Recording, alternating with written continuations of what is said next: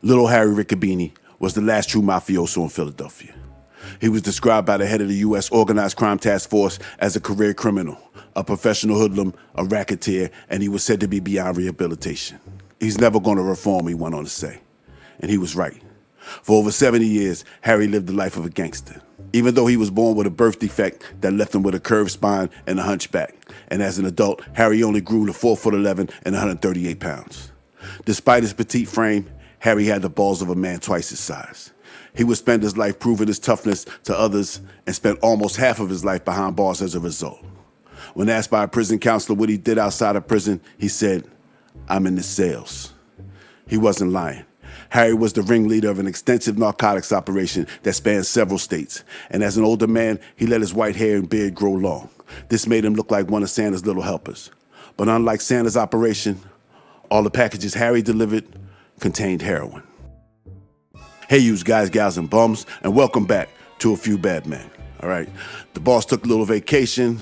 I had to stretch my legs, get some time away from sitting in his chair reading about bad men, but I'm back with the first episode of season 3 of A Few Bad Men.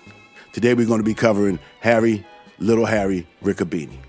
Now, I know they called him the Hunchback or the Hump, but he didn't like those names, so I won't be using them. He preferred Little Harry, so that's what we're going to call him. All right? So I made you guys wait long enough, so let's get into it. Harry Riccobene was born July 27, 1910, to Mario and Anna Riccobene in Enna, Sicily, a small town tucked in the middle of the island. Harry referred to it as the belly button of Sicily. Harry was the only child born to the couple. In Enna, his father Mario was a member of the local Mafia family. The details of his criminal career are unknown. But he left Enna for America not long after Harry was born and got a job as a coal miner in West Virginia, before sending for his wife and son in 1914. Mario moved the family to 1236 South 6th Street in South Philadelphia and got a job as a stonemason. During the 1918 flu pandemic, Mario's brother and sister-in-law both died from the disease, and Mario adopted his brother's 2 children. Before he was 10, Harry was out learning how to earn a quick buck. He left school after the 5th grade and got the rest of his education in the street. By the time his mother died when he was 15, Harry was already making a name for himself in the streets of South Philly. His talents came to the attention of Salvatore Sabella, the first boss of the Philadelphia Mafia. Harry was young, but he was such an earner that in 1927, at the age of 16, he became the youngest person ever to be inducted into a Mafia family. At first, he didn't tell his father, but when Mario found out, he was very proud. In March of 1929, Mario Riccobene would remarry. He married Jeannie Arena, who was only 9 months older than his son Harry.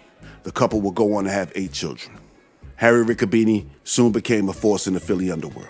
He made money in the usual ways: bookmaking, gambling, loan sharking, hijacking, and bootlegging. He got his booze from the biggest bootlegger in 1920s Philadelphia, Max Boo Boo Hoff. But early on, Harry saw the immense profits that could be made by selling dope. Gangsters like the Lanzetti brothers had been making money from dope in South Philly for years. By the early 30s, Little Harry was working under Harry Nig Rosenstromberg, the biggest heroin dealer in Philly at the time. In 1932, he would get pinched for the first time.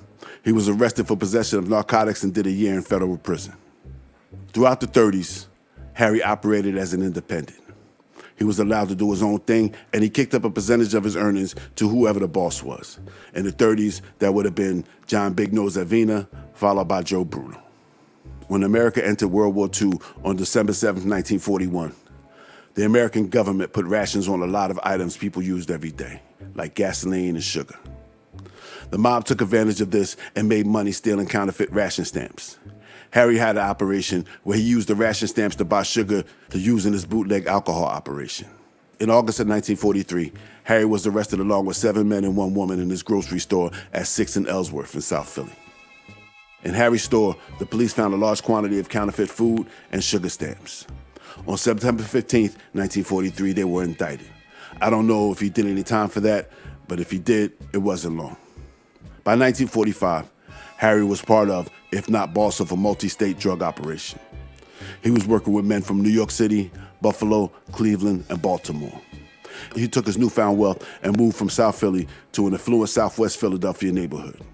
On September 2nd, 1945, Harry was in the South Philly luncheonette with Frank Diamano, Alfonso Mayorello, and Richard Jerry Chiparala, one of Harry's Baltimore associates. While the men played cards, a man walked into the restaurant and said, "Hey, Jerry," and shots rang out. Chipperello was hit twice. One shot entered his chest and exited through his back. Another was embedded in his right armpit. The shooter ran south on 8th Street, hopped into a car and escaped. When the police arrived, they found cards strewn across the room and Chipperello dead on the floor with a pack of cigarettes and 4 cents in his pocket. Harry, Frank Diamano, who owned the restaurant, and Alfonso Mariello were taken in and held in $600 bail as material witnesses.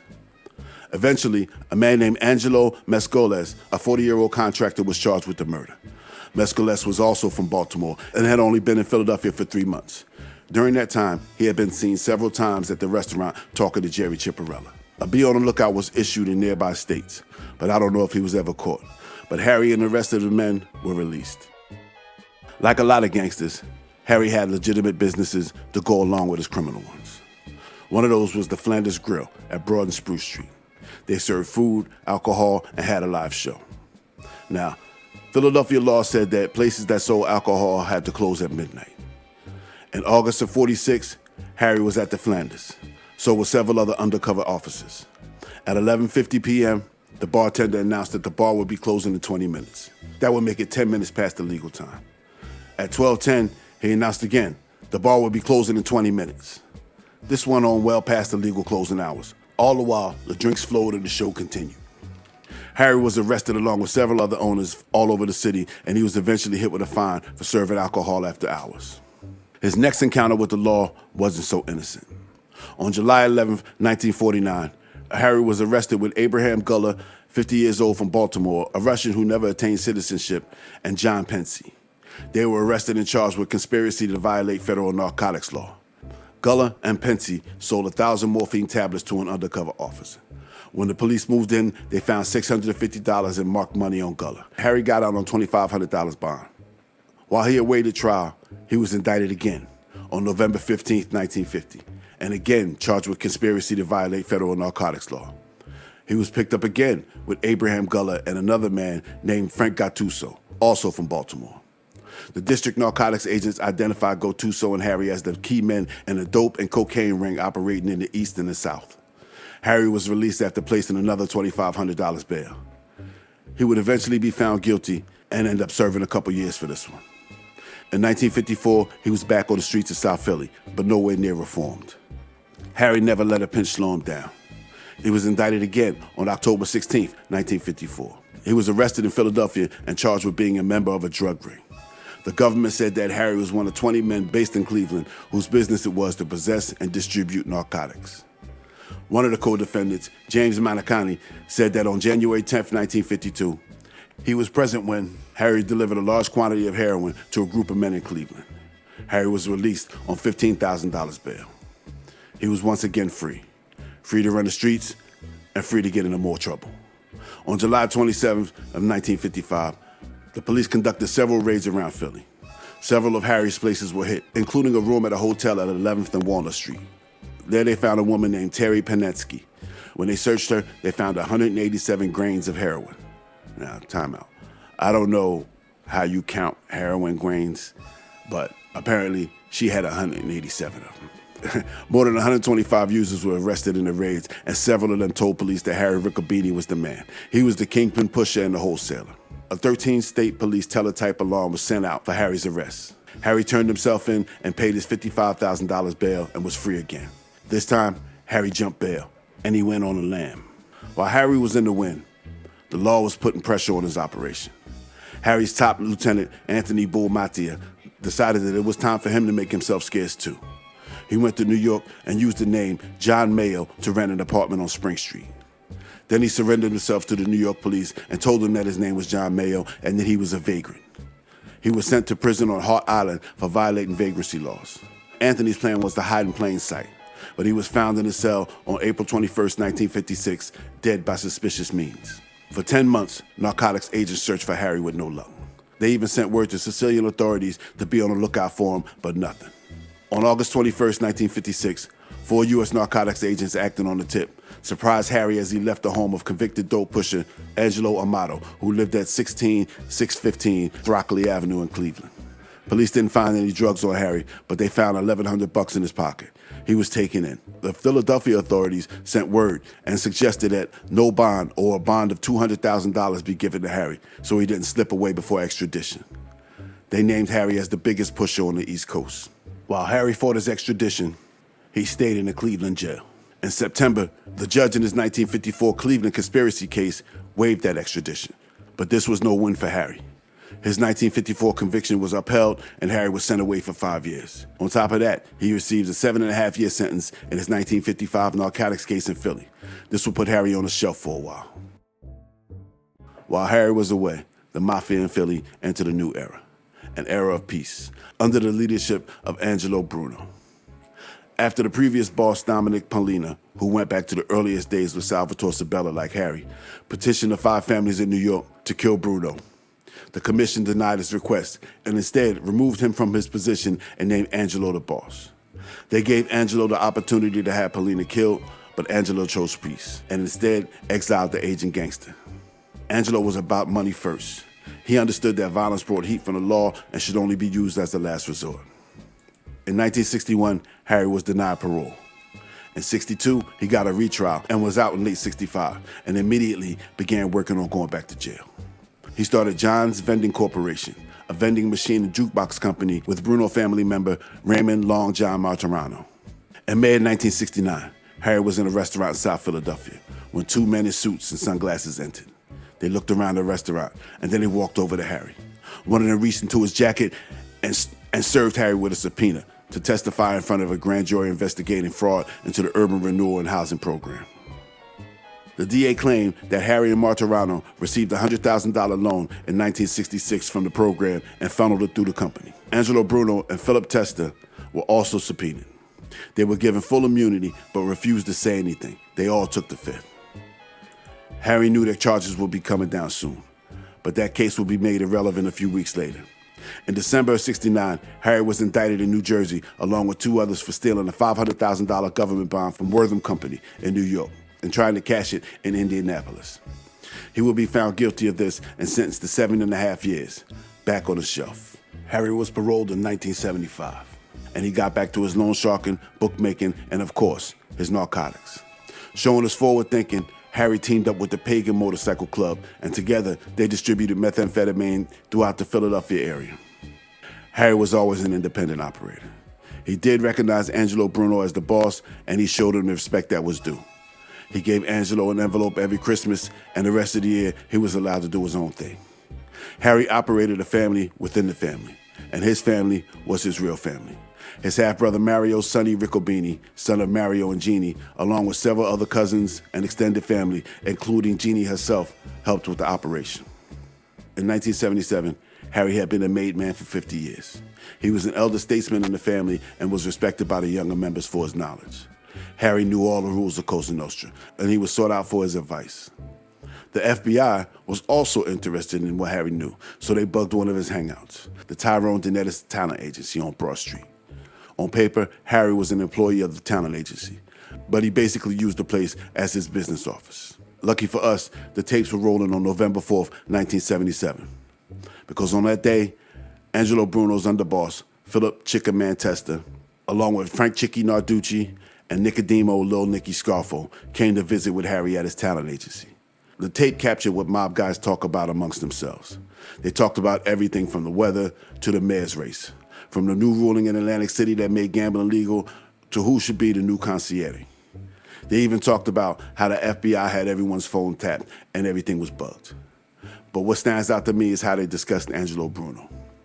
They felt that as though Angelo was separating himself from them. He cared about making his own wealth and did not include family members into his business ventures. The conversation was light and funny, and it showed how much respect these men had for Harry. But there are not too many happy endings in this life. 5 years later, 2 of the men would be dead, and the other 2 will be at war with each other.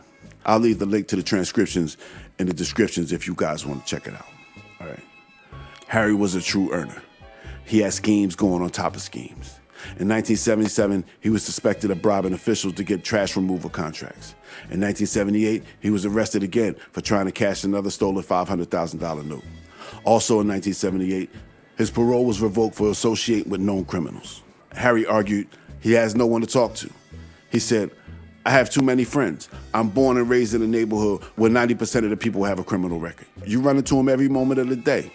I can't very well shun anyone. I'd be out of business. I wouldn't be able to do anything. The judge didn't buy it, and he was sent back behind bars for a few months. On the night of March 21st, 1981, Angelo Bruno and his driver John Stanford pulled up in front of Bruno's house at 934 Snyder Avenue. As Angelo rolled down his window to let the cigarette smoke out, a man appeared from the shadows, pulled a shotgun from under his coat, and shots rang out. Buckshot put a hole behind Bruno's right ear, and he died instantly. The roar of the shotgun ended over 20 years of peace in Philadelphia. Philip Tester was named by New York as the new boss, but his reign would not last a year. On March 15th, 1981, someone blew the chicken man to shreds with a remote nail bomb as he unlocked his front door at around 4:30 a.m. His killing was ordered by his old pal, Chicky Narducci. His day would come, but that's for a different story. When all the smoke cleared, Nicodemo, Lil Nicky Scarfo, was named by the families in New York as the new boss. Harry had been an independent his whole career. The first 6 bosses of Philadelphia had allowed him this respect.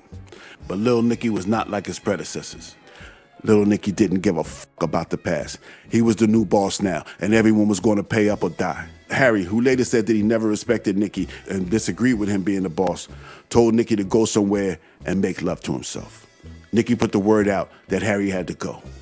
Pasquale Pat the Cat Spirito, newly made under Philip Tester, was given a contract to take out the wily 71-year-old Harry Riccobene. This was a strange time in the Philly mob. Nicky Scarfo went away for a few months. He was in Latuna, Texas after being caught with a gun as a convicted felon. But back in Philly, most of the Philly mob was standing trial for racketeering. That included Harry, his half-brother Sonny, Pat the Cat, and Chicky Narducci. Every day they would be in each other's presence in court, while every night Pat the Cat was scheming to kill Harry and his brother. But Pat the Cat was an earner, not a killer, and he dragged his feet. The hit team he put together had several opportunities to get Harry or Sonny, but Pat always found an excuse. Nicky's frustration was growing. He ordered his concierge, Frank Monte, and Harry's old pal, Long John Martorano, to approach Sonny Riccobene. They told Sonny that he had to help them set up his brother. Now, Harry and Sonny were about 18, 19 years apart in age, and they didn't always see eye to eye, and Nicky knew this.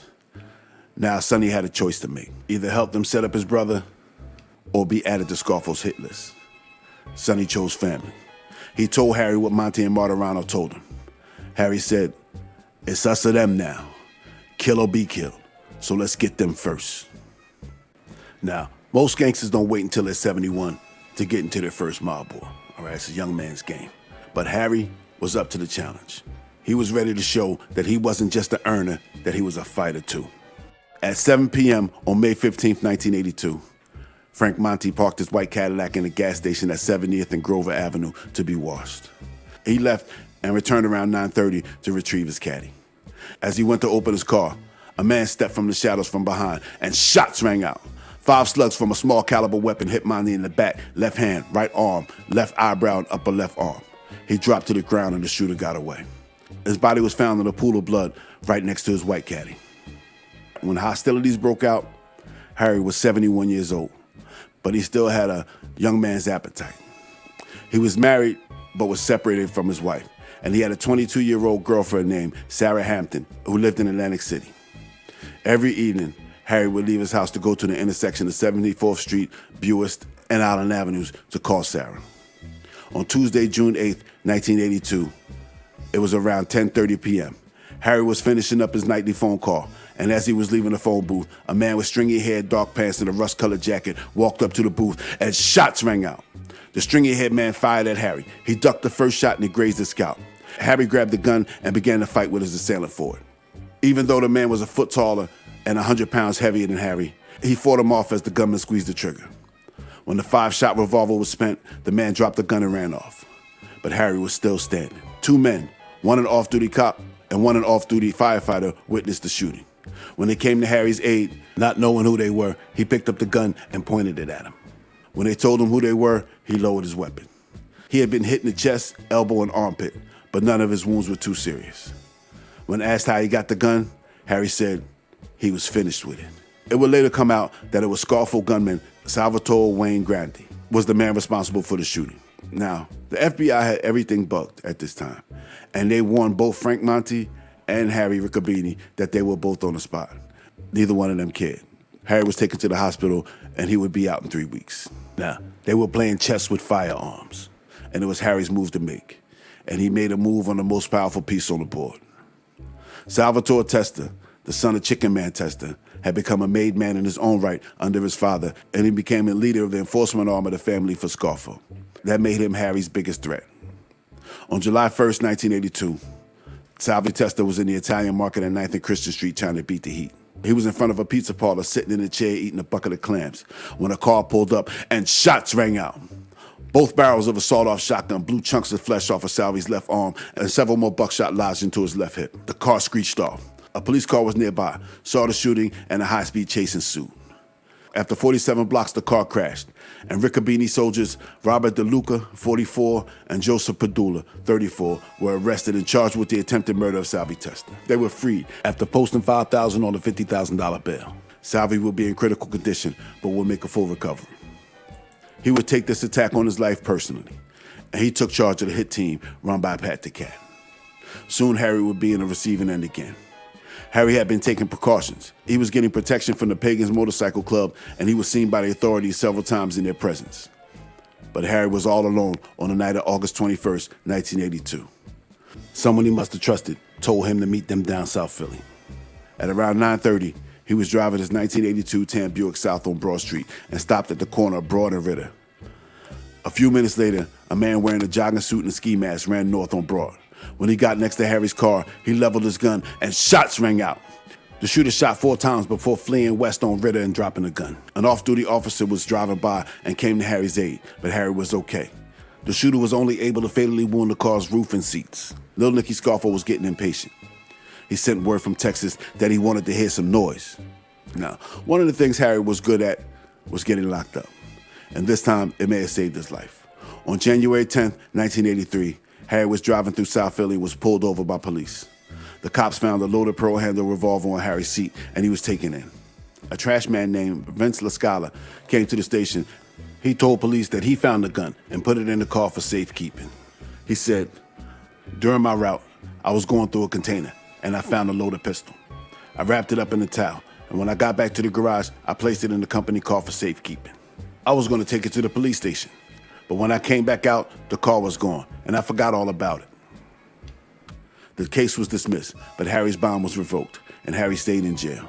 Probably the best thing for him and his brother Sonny, who was also locked up on a violation.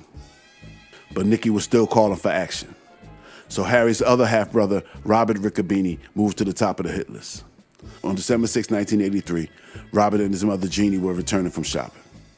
They pulled into the back of the family home on Plover Street in Southwest Philly, and Jeannie got out to unlock the door. Robert followed right behind her. Then, 3 men in a light blue sedan pulled behind their car in the driveway. One man got out.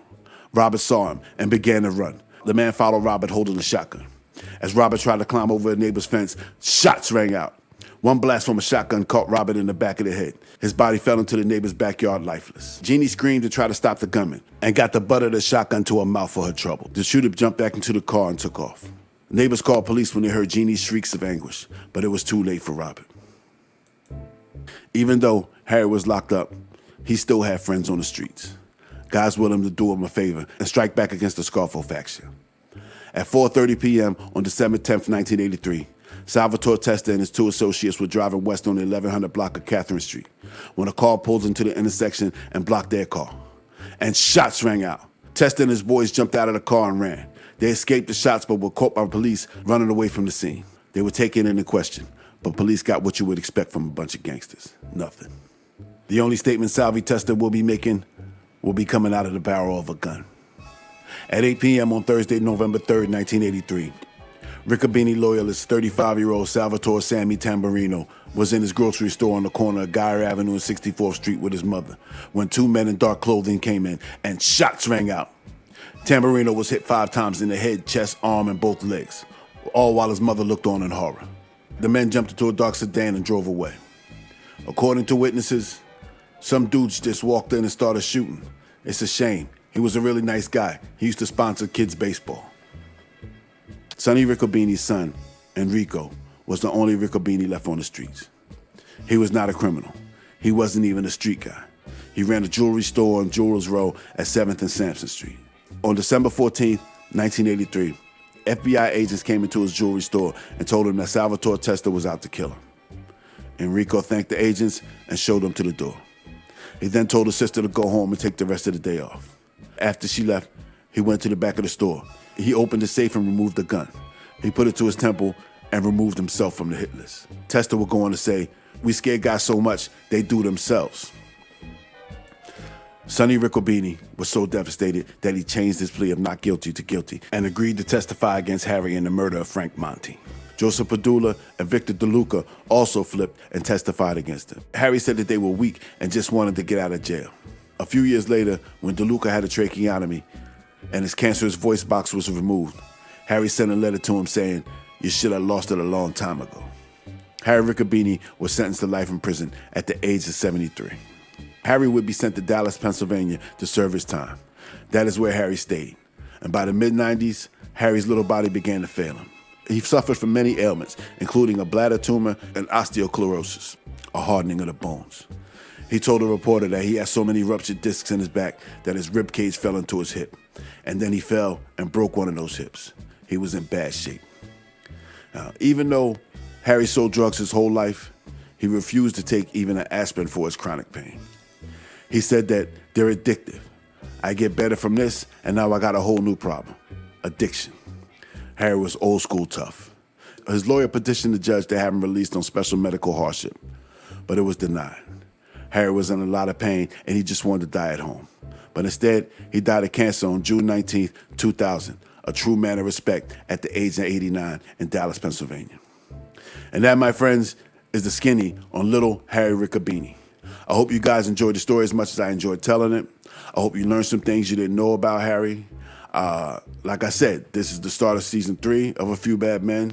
Season 2 was some of my best work, I think. I really learned how to research these guys. I have access to FBI files and all that good stuff now. So like I said, it's season 3, but the next video I will be doing will be a reloaded video from season 1.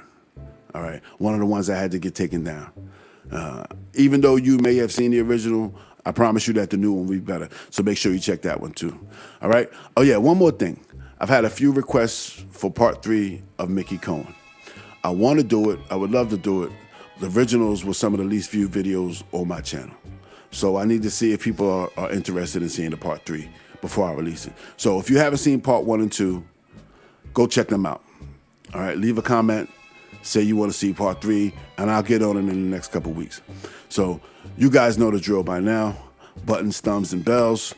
If you want to slide an envelope upstairs to the boss to help the channel run smooth, the PayPal link is in the descriptions. Or you could join the Patreon or YouTube memberships. You can see exclusive contents or videos I can't show you on YouTube, and you'll be helping to produce the channel. All right? Also, new Shots Rang Out shirts in the store. Go check them out. All right? So, this has been A Few Bad Men. Keep your nose clean and don't take any wooden nickels. I'll see yous in the funnies.